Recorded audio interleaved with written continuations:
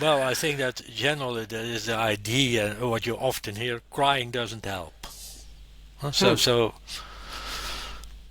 doesn't make any sense to cry. Doesn't help you.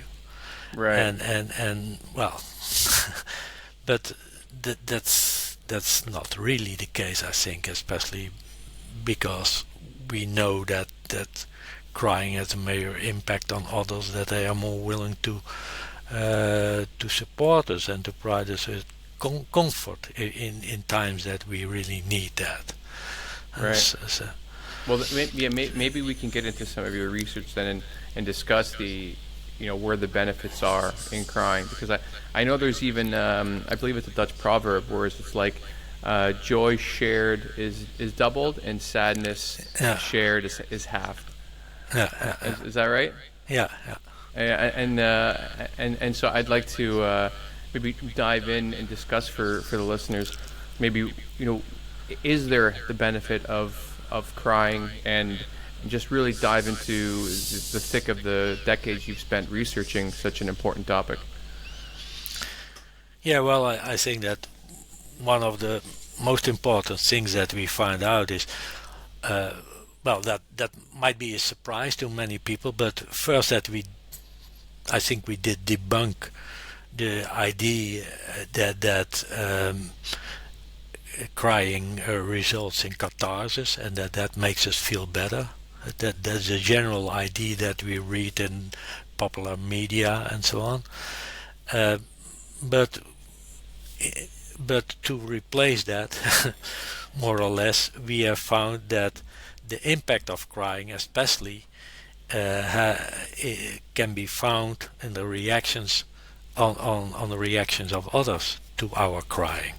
So when we show our tears to others, um, it has a major impact in a sense that their empathy is increased, and that results in a greater willingness to provide support or comfort to us. Right. And well,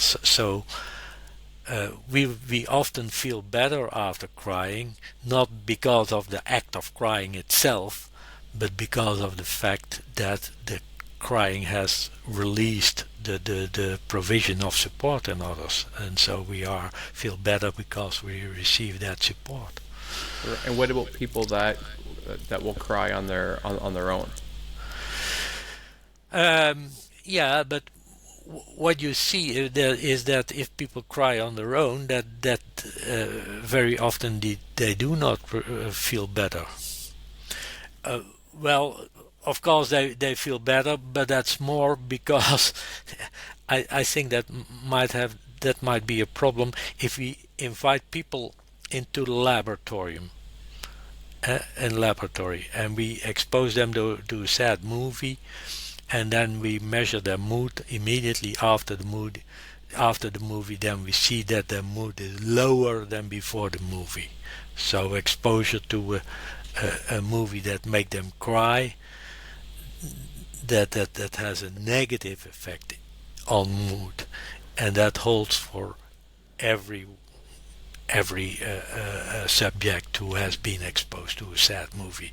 Right. But then you are in a low mood, and then of course over time you will get back to your baseline level, and that might be experienced as a mood improvement, but actually it is not a mood improvement. It's simply a return to your baseline level.